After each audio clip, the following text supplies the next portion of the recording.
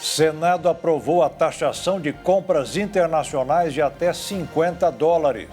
Número caiu, mas o Instituto Trata Brasil revelou que o país continua desperdiçando quase 40% da água que é tratada.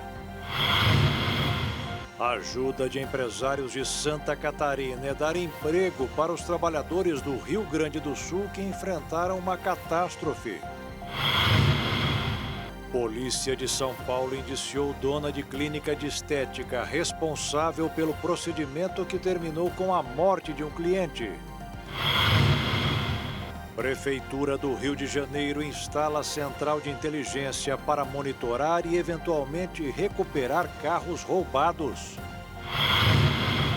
Primeiro-ministro de Israel disse que está pronto para responder ataques do grupo Hezbollah e atacar o Líbano. Planeta bateu o recorde de aumento de temperatura pelo 12º mês seguido. E no Dia do Meio Ambiente, quem dá o exemplo para resfriar o mundo é um canadense que plantou sozinho nada menos do que 1.300.000 árvores.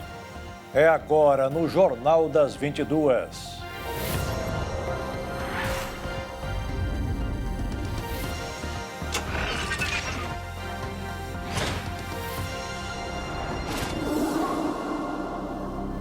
Olá, boa noite.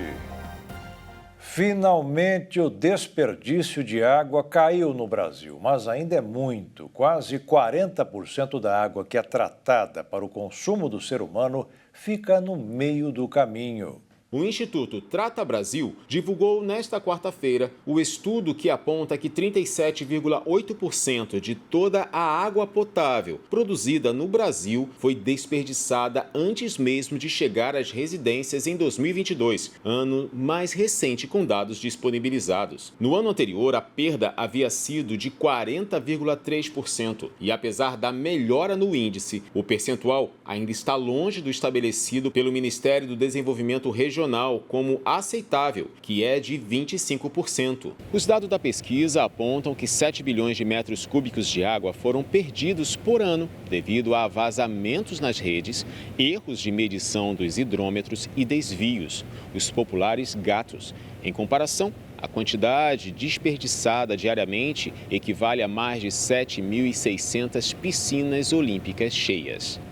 Segundo o órgão responsável pelo levantamento, a água perdida nos vazamentos seria suficiente para abastecer por um ano aproximadamente 54 milhões de brasileiros, o equivalente a toda a população do Nordeste, além de 5 vezes a população do Rio Grande do Sul. As regiões Norte e Nordeste lideram o ranking de desperdício, com 46,9% e 46,7%, respectivamente. Já as regiões Sul, Centro-Oeste e Sudeste estiveram um pouco abaixo da média nacional de 37,8%. No Brasil, cerca de 33 milhões de pessoas convivem diariamente com a falta de água. O número chama ainda mais atenção pelo fato de o país abrigar 2 dos maiores aquíferos do mundo, o Guarani, no Centro-Sul, e o Walter do Chão, na região Norte.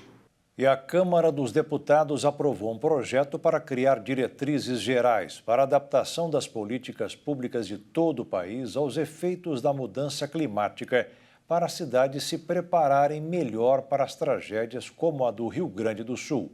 Depois que for sancionado pelo presidente da República, o tema ainda precisará ser regulamentado. O texto é de autoria da deputada Tabata Amaral, do PSB de São Paulo, e visa adaptar a infraestrutura e os sistemas produtivos de estados e municípios para que consigam reduzir os riscos decorrentes de catástrofes ambientais climáticas, como inundações, desmoronamentos e secas intensas. Ele também estabelece um prazo de 1 ano para que o governo apresente um plano nacional de adaptação à mudança do clima, além de criar normas para iniciativas semelhantes em estados e municípios, que deverão, por exemplo, adotar mecanismos de redução das emissões de carbono em suas práticas agrícolas. A proposta já havia sido aprovada pela Câmara no final de 2022, mas como sofreu alterações no Senado, precisou voltar para a análise dos deputados. O que o desastre no Rio Grande do Sul mostrou é que a crise climática, infelizmente, já é uma realidade. Ela vem para afetar todos nós e nós precisamos adaptar nossas cidades, estados, o nosso país. A gente está falando de ondas de calor, de frios mais intensos, de secas, de chuvas prolongadas, e a gente sabe que se o poder público não se adianta, a gente está sempre remediando e o mais vulnerável sempre vai ser o que mais sofre. Depois de sancionado pelo presidente da República, o tema ainda precisa ser regulamentado pelo Executivo, etapa na qual serão estipulados os prazos para a elaboração dos planos municipais, estaduais e da esfera federal.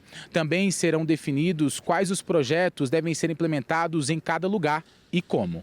O projeto, no entanto, não define um prazo para que o poder público crie seus planos de adaptação climática, mas estabelece diretrizes para eles que são previstos na Política Nacional sobre Mudança do Clima, criada em 2009. É preciso que cada um dos setores, o setor da soberania alimentar e alimentação, o setor do debate da segurança hídrica, da segurança energética, todo o setor de infraestrutura, até mesmo escolas, senhoras e senhores, hoje têm que ser projetadas a partir de uma nova realidade.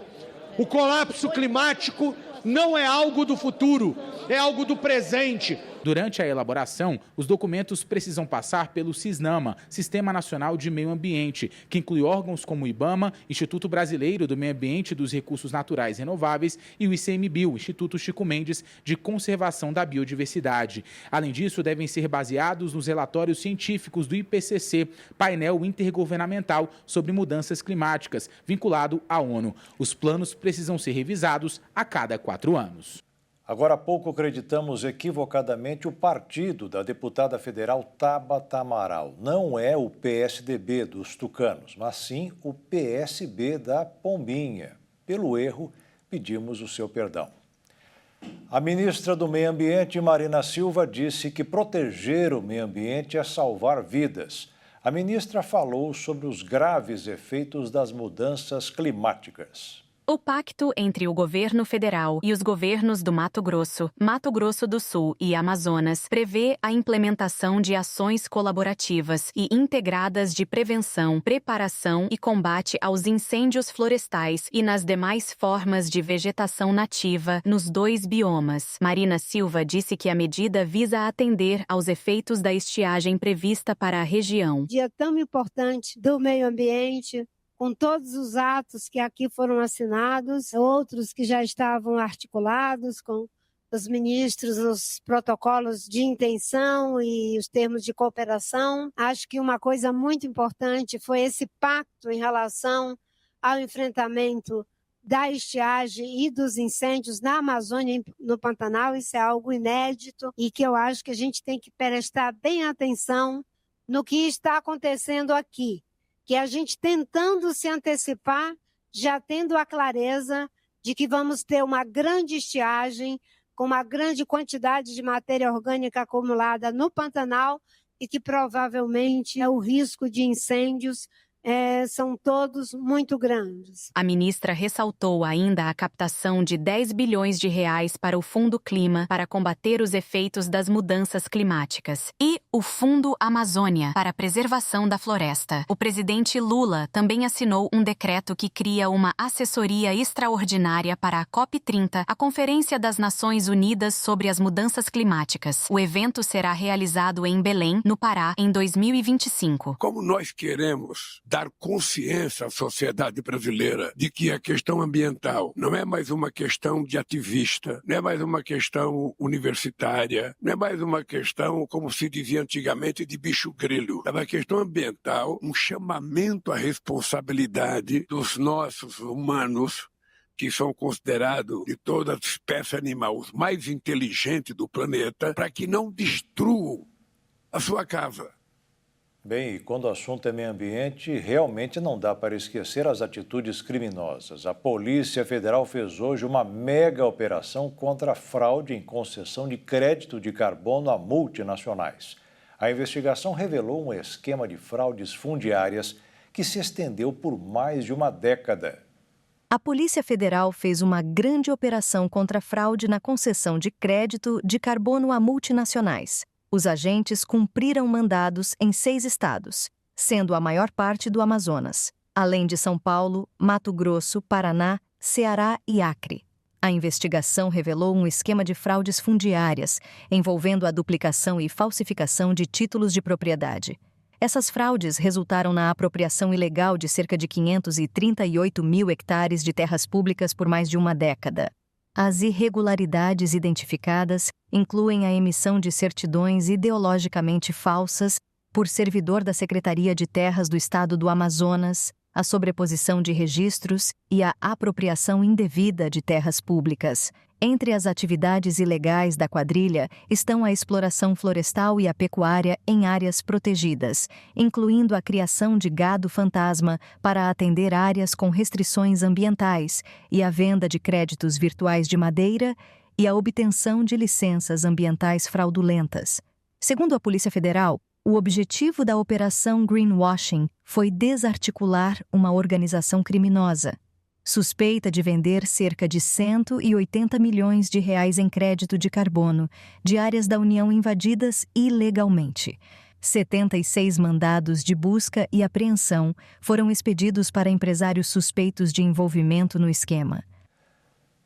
E o mundo registrou recorde de temperatura pelo 12º mês consecutivo. A informação foi divulgada nesta quarta-feira pelo Observatório Europeu do Clima Copérnicos. O mês de maio de 2024 foi o mais quente já registrado, o que significa que o planeta está há um ano batendo seus recordes mensais. O anúncio foi feito nesta quarta-feira pelo Observatório Europeu do Clima Copérnicos. Com esta série de recordes, a temperatura média mundial dos últimos 12 meses é a mais alta já registrada. O Copérnicos detalhou que a temperatura está 1,63 graus Celsius, acima da média pré-industrial de 1850 a 1900, quando as emissões de gases de efeito estufa pela humanidade ainda não aqueciam o planeta. O secretário-geral da ONU, Antônio Guterres, fez um discurso contundente em Nova York, alertando para as consequências das ações humanas para o planeta. Mas assim como o meteoro que destruiu os dinossauros, estamos tendo um impacto descomunal. No caso do clima, não somos os dinossauros, somos o meteoro. Não estamos apenas em perigo, somos o perigo, mas somos também a solução. Em maio, a temperatura média mundial na Terra e nos oceanos foi de 1,52 graus Celsius, acima da média da segunda metade do século XIX para este mês. Maio de 2024 foi o 11º mês consecutivo desde julho de 2023 a atingir ou exceder 1,5 graus das médias da era pré-industrial. Este limite de 1,5 grau é citado como meta fixada no Acordo de Paris de 2015, assinado por quase todos os países. Na última década, o aumento médio foi de 1,19 graus Celsius, em comparação a 1850 a 1900, segundo um estudo publicado nesta quarta-feira pela revista Earth System Science Data, com cerca de 60 pesquisadores de renome. E veja a seguir, Senado aprovou a taxação de compras internacionais de até $50. E saiu um levantamento mostrando que nunca o mundo teve pessoas tão ricas.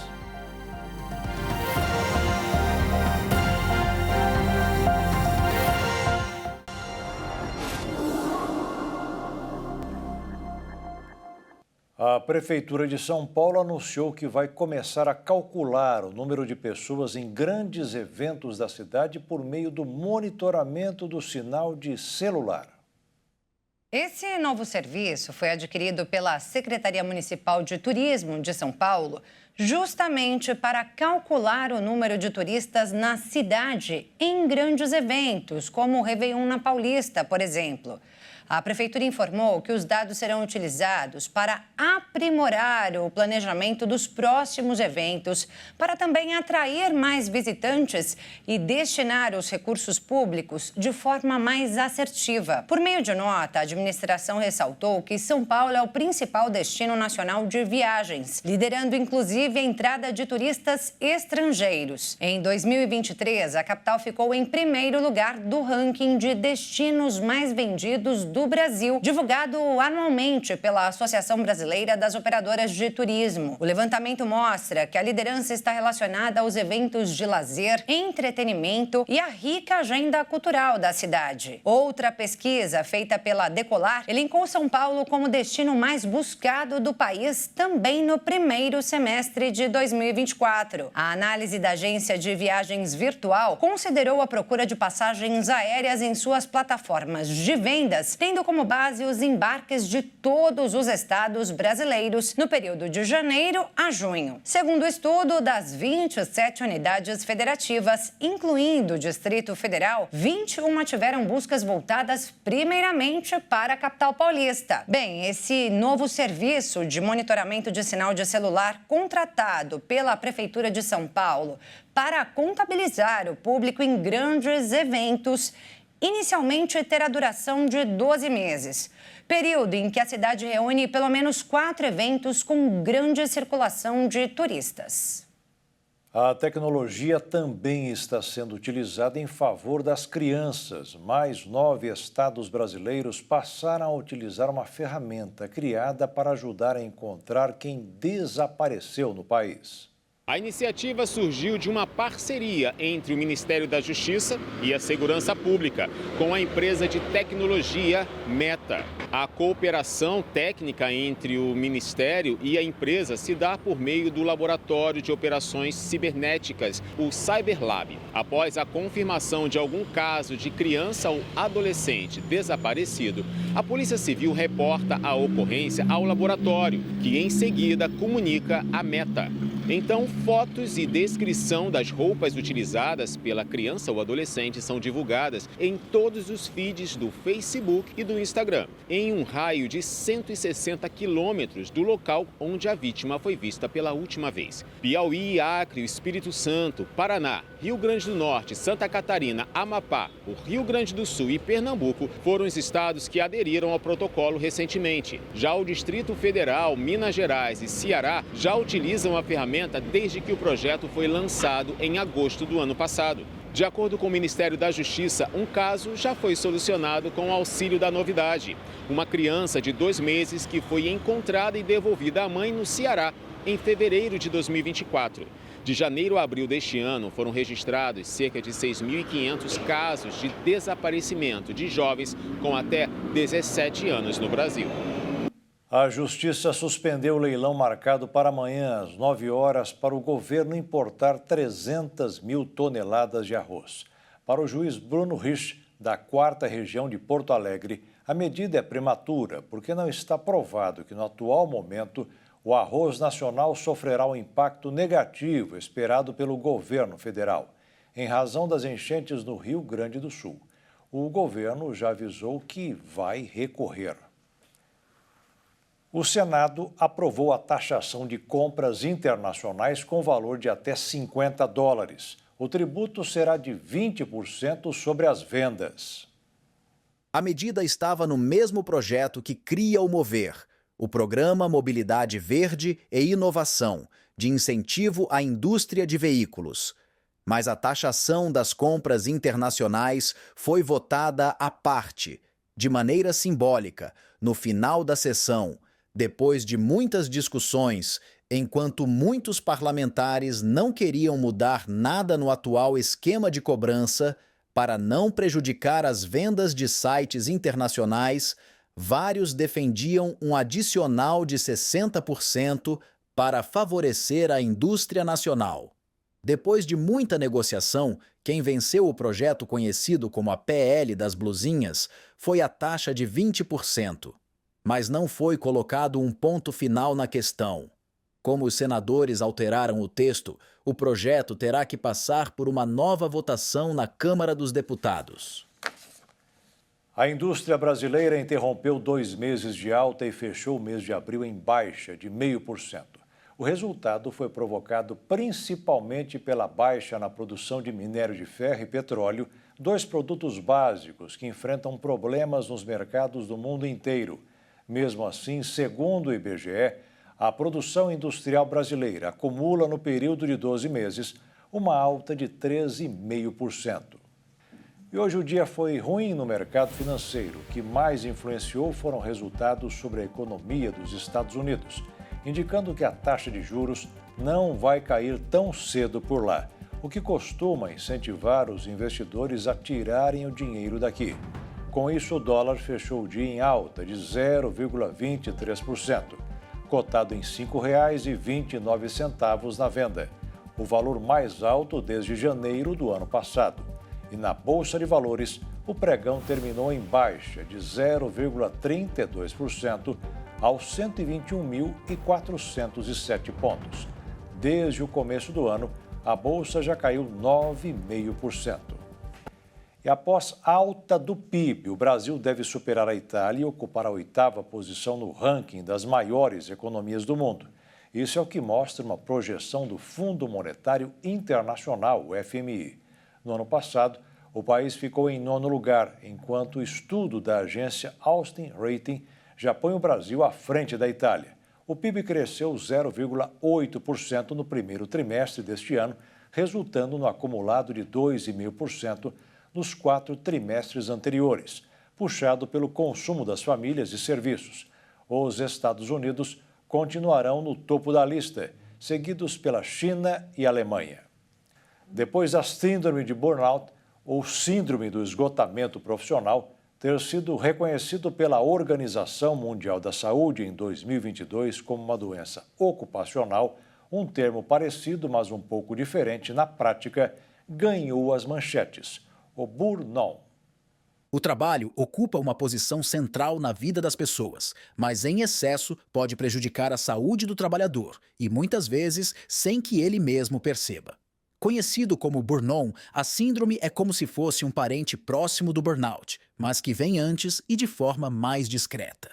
A princípio, pode parecer inofensivo, pois ele lembra conceito de uma pessoa que trabalha demais. Uma visão idealizada e romantizada da atividade laboral e que ele mesmo não se dá conta, pois continua sua rotina. Porém, os sintomas podem surgir como irritabilidade, insônia e isolamento social. No entanto, deve ser remediado para evitar o colapso.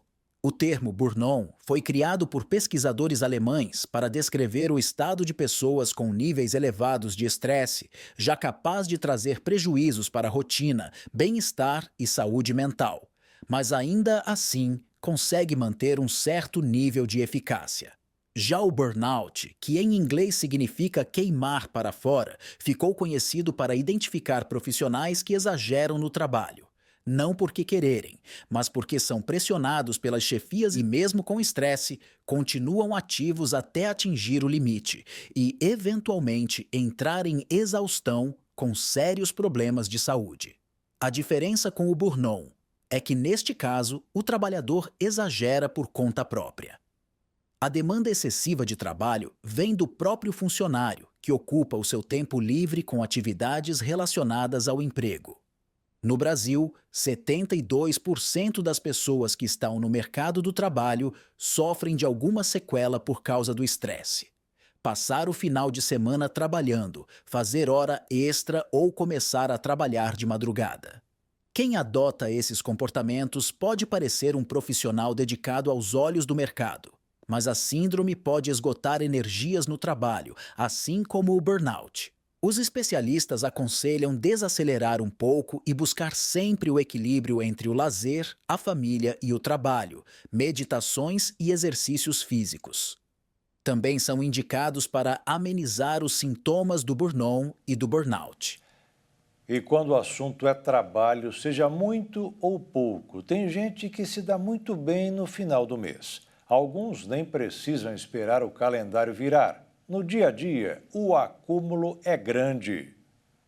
O mundo nunca teve tantas pessoas ricas e a fortuna delas nunca foi tão elevada graças a investimentos na Bolsa.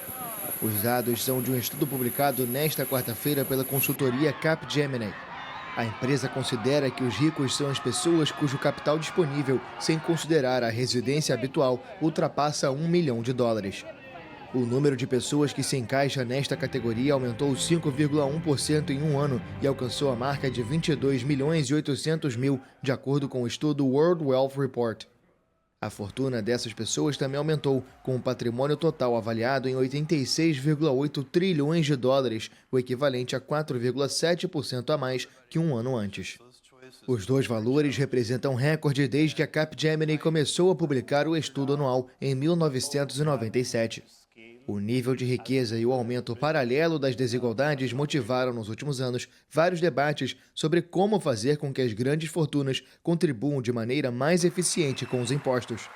No G20, Brasil e França defendem a adoção de um imposto mínimo mundial para os maiores patrimônios, o que poderia render mais de R$1 trilhão adicional caso os 3.000 bilionários do mundo pagassem pelo menos o equivalente a 2% da fortuna em impostos sobre a renda. E veja a seguir, primeiro-ministro de Israel disse que está pronto para responder ataques do grupo Hezbollah e atacar o Líbano. E a ajuda de empresários de Santa Catarina é dar emprego para os trabalhadores do Rio Grande do Sul que enfrentaram uma catástrofe.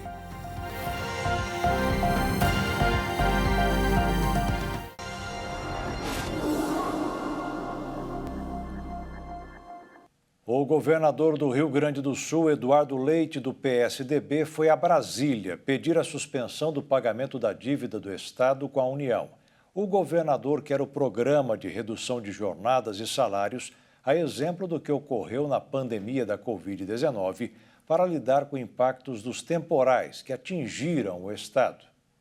Em Brasília, onde o governador Eduardo Leite se encontrou com o presidente Lula, falou sobre suspensão da dívida do Estado com a União por 3 anos, porque a proposta pelo governo federal e aprovada pelo Congresso Nacional não será suficiente para que o Estado possa enfrentar os impactos dos temporais.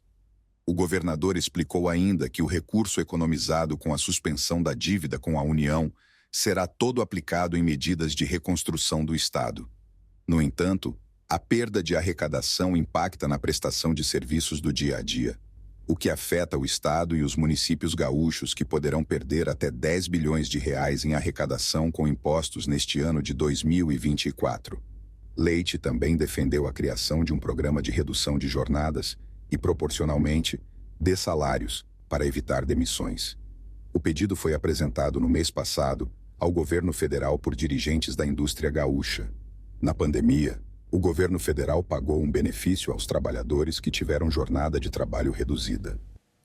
Empresas catarinenses, principalmente do setor supermercadista, estão de olho nos migrantes gaúchos que estão deixando o estado depois das enchentes do mês passado. Alguns estão oferecendo uma ajuda de custo para auxiliar na reconstrução da vida dessas famílias, além de um emprego com carteira assinada. Suprir a falta de mão de obra e também ajudar as famílias em uma reconstrução. Esta está sendo uma oportunidade perfeita para aliar essas duas necessidades ao setor mercadista em Santa Catarina, onde as redes observam o movimento do mercado e dos trabalhadores que estão migrando do Rio Grande do Sul após as tragédias climáticas. Então, essa situação com os nossos irmãos do Rio Grande do Sul nos preocupou muito no primeiro momento, né? E, claro, é uma mão de obra que a gente sempre está precisando. A rotatividade no varejo ela é um pouco mais alta, né, que nos outros locais, então é uma mão de obra que a gente precisava e a gente viu aí um gancho de poder também ajudar essas pessoas, né, a recomeçarem, reconstruírem suas vidas e também conseguir uma mão de obra qualificada para estar nos auxiliando aí nas vagas que hoje a gente tem em aberto. Nessa rede de supermercados, hoje são 90 vagas de empregos em diversas áreas, nas 9 lojas distribuídas nas 3 micro-regiões do sul de Santa Catarina, com um auxílio mensal de R$ 500 para este público nos 3 primeiros meses de contrato. E para boa parte dos cargos, não há necessidade de experiência, o que facilita na hora da contratação. Nós temos poucas áreas que exigem experiência dentro do mercado, seriam mais cargos específicos, temos muita paciência e muita vontade de ensinar. Então, o nosso principal objetivo mesmo é capacitar, ajudar essas pessoas a encontrarem aqui uma oportunidade de recomeço. Nós temos 2 cases que iniciam conosco agora, 2 mães de família, o que para nós é ainda mais gratificante, né? Poder estar ajudando essas mães a se recolocarem no mercado de trabalho, que iniciam na quinta-feira no Balneário Gaivota. E de olho nessa estratégia, outras redes de supermercados também estão adotando a prática. Hoje, o setor supermercadista em Santa Catarina é um dos que mais sente a falta dos recursos de mão de obra, de acordo com os dados. Somente em 2023, o setor do comércio varejista abriu mais de 52 mil oportunidades no estado. 3 unidades da federação ainda não começaram a emitir a nova Carteira de Identidade Nacional. Até 2032, o novo documento deverá aposentar o RG. A nova Carteira de Identidade Nacional já é emitida em 23 estados e no Distrito Federal, mas está bem atrasada na Bahia, Roraima e também no Amapá, já que o prazo para que todo o país começasse a emissão terminou no dia 11 de janeiro. Segundo o Ministério da Gestão e da Inovação em Serviços Públicos, os 3 estados vão começar a emitir o novo documento ainda neste mês de junho. Mas a gente lembra aqui que o RG ainda vale até 2032.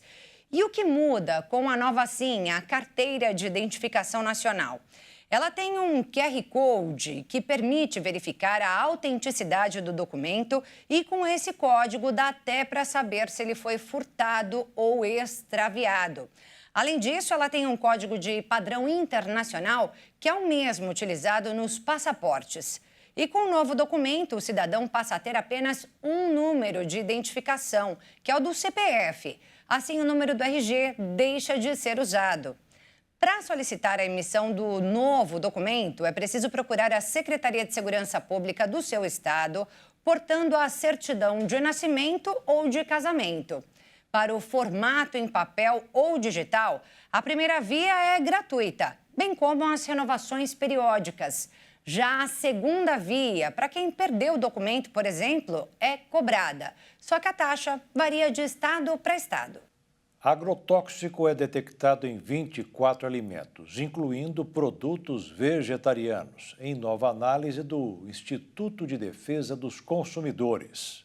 Os fabricantes afirmam que seguem os padrões de segurança definidos no Brasil. Uma das substâncias encontradas é proibida na Alemanha e na França por ser reconhecida como nociva. Um levantamento feito pelo Instituto de Defesa dos Consumidores mostrou que 12 marcas de alimentos ultraprocessados brasileiros, isto é, produtos que passam por diversos processos industriais e contêm aditivos, apresentam resíduos de agrotóxicos. As informações foram divulgadas no terceiro volume do Tem Veneno nesse pacote. No total, 24 alimentos vendidos em supermercados. Entre eles, opções vegetarianas até 560 e 3 substâncias maléficas foram analisadas. Dentre os produtos químicos encontrados, o herbicida glifosato foi a substância que mais esteve presente nos alimentos. Já a farinha de trigo, utilizada em grande parte dos produtos, é o ingrediente com a maior prevalência de contaminação com as substâncias consideradas prejudiciais à saúde. O empanado à base de plantas, sabor frango sadia, teve resquícios de 2 agroquímicos, enquanto o hambúrguer à base de plantas e empanado à base de plantas, sabor frango, Fazenda Futuro, presunto cozido, Aurora, bolo pronto sabor chocolate panko e bebida láctea de chocolate Piraquids. Em uma reunião realizada no último dia 29 com a Agência Nacional de Vigilância Sanitária, Anvisa, o Instituto Brasileiro de Defesa do Consumidor questionou a agência pela falta de um posicionamento mais firme na regulação dos produtos químicos utilizados na agricultura brasileira. O advogado do Programa de Alimentação Saudável e Sustentável do Instituto de Defesa de Consumidores, Leonardo Pilon, explicou que a Anvisa ainda é resistente a adotar medidas rigorosas em relação a agrotóxicos e ultraprocessados.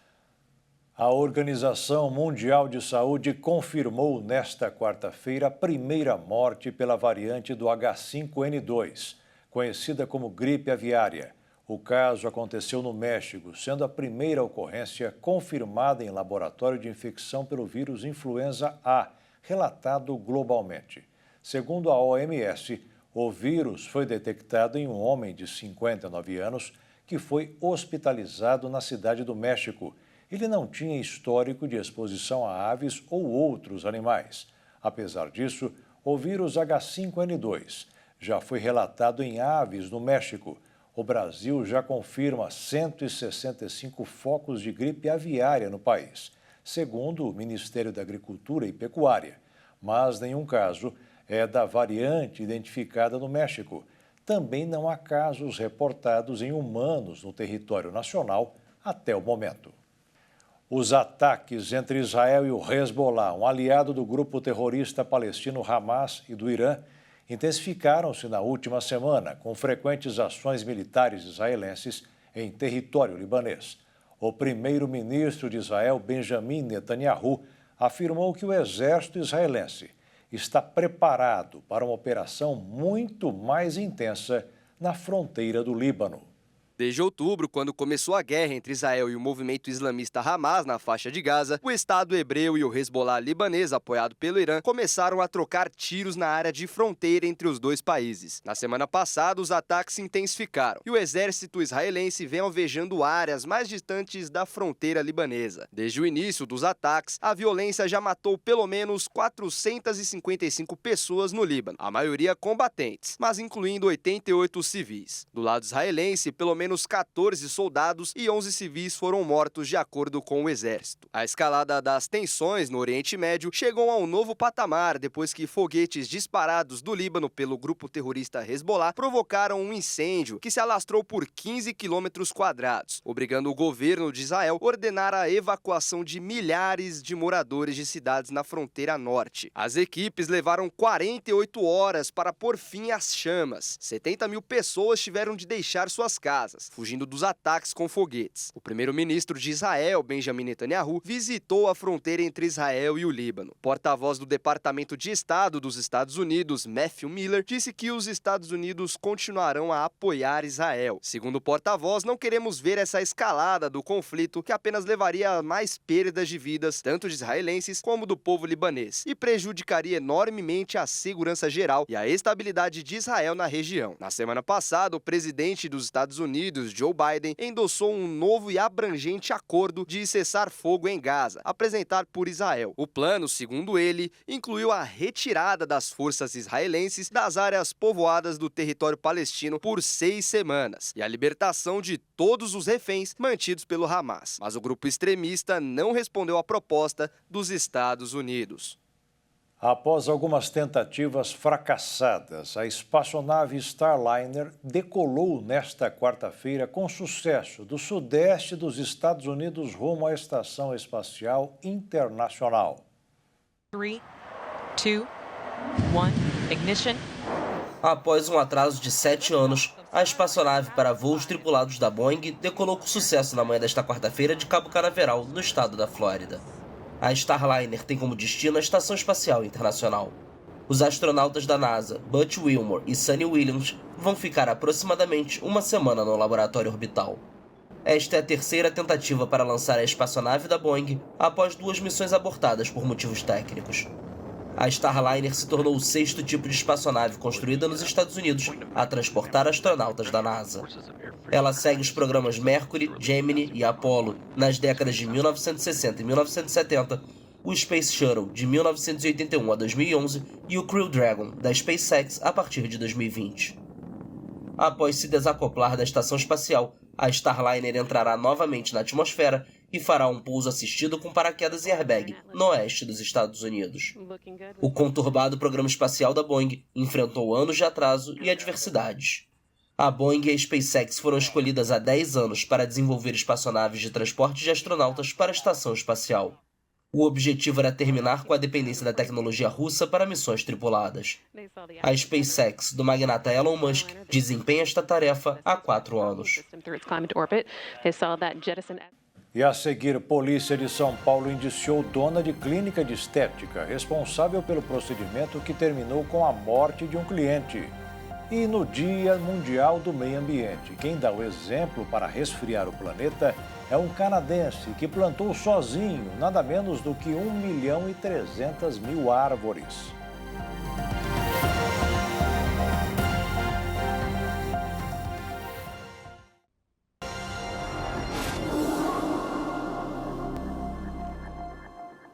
A influencer Natália Becker se apresentou à Polícia Civil hoje, 2 dias após a morte de Henrique Chagas em sua clínica na Zona Sul de São Paulo. O paciente morreu logo após realizar peeling de fenol, um procedimento estético para descansar a pele com substância corrosiva.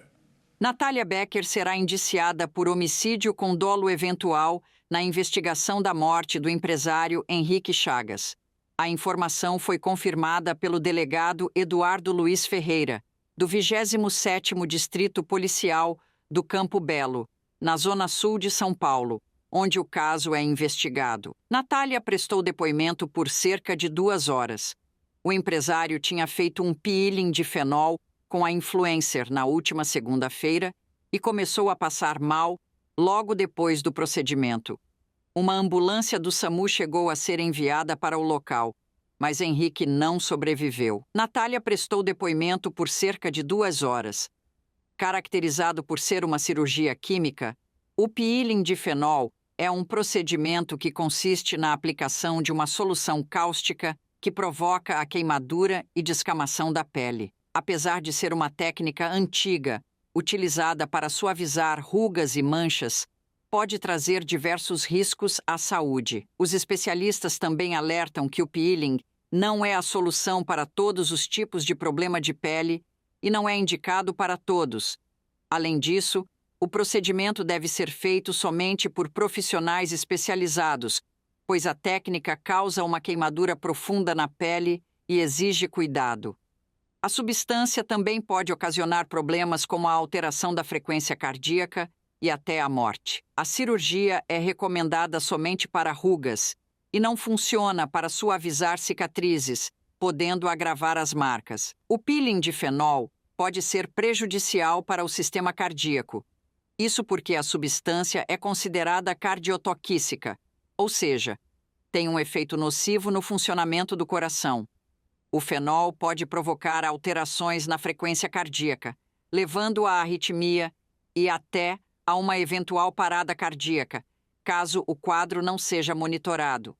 É importante ressaltar que o procedimento precisa ser realizado por um médico que consiga intervir em caso de qualquer complicação, durante ou depois da cirurgia. O Conselho de Ética da Câmara arquivou hoje o pedido de cassação do deputado André Janones, do Avante de Minas Gerais.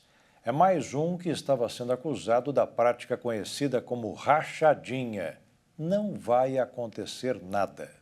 O placar da votação desta quarta-feira foi de 12 votos a 5 pela aprovação do parecer do relator, o deputado federal Guilherme Boulos, do PSOL de São Paulo, que votou pelo arquivamento dessa cassação. A sessão foi marcada por muito tumulto, muito bate-boca também entre os parlamentares que fazem parte da oposição ao governo do presidente Lula, que também são chamados ali de deputados bolsonaristas, com o próprio Guilherme Boulos e também com o Janones. Eles, inclusive, fizeram menção, então, ao apoio do presidente Lula a pré-candidatura de Guilherme Boulos, que vai disputar a Prefeitura de São Paulo. Eu peço... Ô, Trovãozinho, senta retira da sala. Senta aí, Trovãozinho. A representação contra Janones foi apresentada por 2 ex-assessores do parlamentar que afirmaram, então, que ele cobrava funcionários lotados em seu gabinete na Câmara a repassar parte dos seus salários. No relatório, então, Boulos alegou que as acusações contra Janones são anteriores ao exercício do mandato dele, que se iniciou em 2023. Segundo também o pré-candidato à Prefeitura de São Paulo, as suspeitas já eram de conhecimento público desde 2022. É importante reforçar que, por mais então que teve esse arquivamento ali aprovado pelo Conselho de Ética da Câmara dos Deputados, existe uma investigação em andamento pela Polícia Federal. O sistema do Detran foi atualizado, tornando o processo de renovação da carteira de habilitação mais fácil e de maneira mais intuitiva. Com várias melhorias significativas, o motorista consulta a emissão da CNH ou pode enviar o exame médico para renovação via aplicativo ou mesmo pelo computador. Para acessar a página de renovação de CNH, é só entrar no endereço meudetran.ms.gov.br, clicar na aba Habilitação, depois em CNH Ágil e renovar CNH. Aqui tem uma novidade: o cidadão pode dar continuidade ao processo de onde parou. Outra novidade é que o questionário médico, que antes devia ser impresso e entregue ao médico, agora pode ser preenchido e assinado digitalmente. Segundo o diretor de tecnologia do Detran de Mato Grosso do Sul, as mudanças foram sugeridas pelos usuários e funcionários do órgão. As demandas elas chegam normalmente por dois caminhos, né? Pelos nossos canais, né, que são disponíveis nos nossos links aí, e pelos usuários, né, propriamente ditos, e também pelos nossos usuários internos, né? A própria equipe do Detran que utiliza a aplicação, eles fazem análises o tempo todo, né? E aí, se nota alguma dificuldade, isso é repassado para a nossa equipe, que avalia e aí faz a implementação das melhorias. O Rio de Janeiro ganhou uma central de inteligência para mapear carros roubados e clonados através dos radares da cidade. A Central de Inteligência, Vigilância e Tecnologia foi lançada pela Prefeitura do Rio de Janeiro com o objetivo de receber informações como das câmeras do Centro de Operações e acionar órgãos municipais e forças policiais em casos onde forem identificados veículos roubados, por exemplo. No lançamento, também foi anunciado que a Prefeitura irá investir R$7 milhões por ano no Disque Denúncia, central de atendimento especializada em atender a população que presencia ações criminosas, para que o canal possa voltar a funcionar 24 horas por dia. Na nova central, 24 operadores vão se revezar diariamente no monitoramento. Como medida inicial, 900 radares da cidade também passam a servir de apoio à segurança pública, assim como 50 câmeras de reconhecimento de placa, transmitindo dados em tempo real. De acordo com o secretário municipal da Casa Civil, Eduardo Cavalieri, o novo recurso irá facilitar na identificação dos veículos suspeitos de forma mais rápida e automática, já que o sistema anterior era feito de forma manual no acesso às câmeras. De acordo com a Prefeitura, a intenção é que até 2026 seja incrementado na nova central a integração de redes privadas de monitoramento, como alarmes e câmeras de segurança, além de um aplicativo com identificação de telefones celulares roubados e monitoramento em tempo real de construções irregulares. No contexto, para a implementação da central de inteligência, foram citados gastos com vandalismo em sinais de trânsito, por exemplo, que representou um débito de quase R$3 milhões só em 2023, ano em que somente nas regiões de São Cristóvão, Vila Isabel e Tijuca, 800 foram roubados. E como vimos ao longo do jornal, hoje é o Dia Mundial do Meio Ambiente. Entre as diversas ações que cada indivíduo pode realizar para contribuir com essa causa está o reflorestamento. Uma única árvore plantada pode fazer muita diferença. Este é Antoine Moses, um canadense que viralizou na internet por plantar sozinho 1.300.000 árvores. Nesta rede social, o ambientalista posta dezenas de vídeos mostrando a caminhada solitária pela natureza na luta contra as mudanças climáticas que afetam o mundo todo.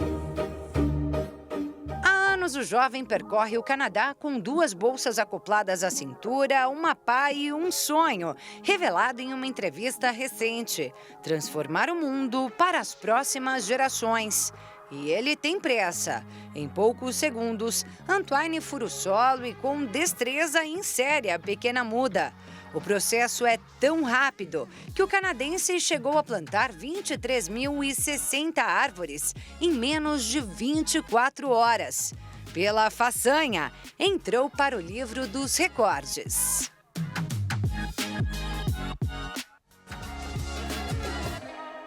E nem precisa tanto para fazer a diferença. Uma única muda na rua ou no quintal de casa já é bastante benéfica, segundo uma pesquisa realizada pela American University. Segundo o estudo, uma árvore pode reduzir o calor noturno e o plantio de algumas delas é uma estratégia para reduzir o calor urbano. Com os resultados, os pesquisadores ressaltam que nós não podemos subestimar o papel das árvores. E olha que a redução do calor é só um dos benefícios. Nas cidades, elas retêm aquelas partículas, as micropartículas que você tem dos carros. Se você pegasse uma árvore e chacoalhasse ela, você ia ver a quantidade de pó que ela consegue segurar ali. Então, o fato de você ter mais árvores, ele ajuda na nossa respiração. Ou seja, você vai ter menos fuligem, menos micropartículas que você está aspirando. Então, nesse contexto urbano, ela tem esse papel fundamental, além de toda a parte da fotossíntese também, né? Da geração de troca de gases, né? Que ela tem essa contribuição. Para o meio rural, ela tem essa contribuição de segurar o solo, então, e de segurar a chuva também. Então, por exemplo, se você tem uma barreira de árvores, né? Você tem uma possibilidade de infiltração maior da água no solo e aí você evita as enxurradas. E são várias as ações que incentivam o plantio de árvores no Brasil e no mundo. No final do ano passado, o Quênia decretou feriado nacional para encorajar o plantio de 100 milhões de árvores no país.